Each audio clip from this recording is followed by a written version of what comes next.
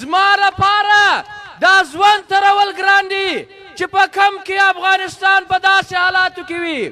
زما لپاره دا ژوند کول ګران دي چې پښتون کې در په در وینمه. پښتانه وطن کې دهشتګردي ده، بدامني ده، په لکاو په شهادت رسېدلي دي، ناسیاله دي.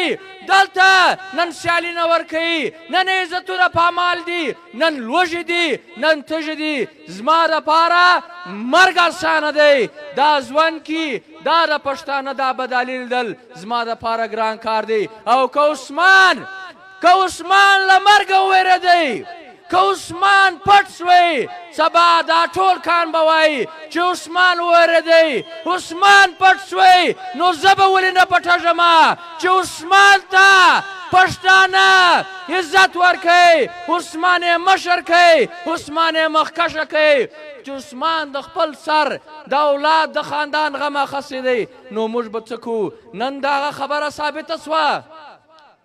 نن ځوانان پر مرګ ورځي، نن ځوانان د خپل قام دپاره سرښندنه په مسکا کوي، په خوله یې خندا وي، جیلونه په فخر په داسې سرلوړي باندې کوي چې انسان ورته حیرانه سي. دې جذبې ته، د قام سره، د وطن سره مینې ته. دا د ملي شهید هغه خبره وه چې زه خپل قام ته، ځوانانو ته دا ورښومه چې سر معنا نه لري، قام وطن، د قام وطن عزت معنا لري. نن عزیزانو که څه هم ملي شهید نسته، دی د جسم وجود نه لري، فکر وجود لري، نظریات وجود لري، تعلیم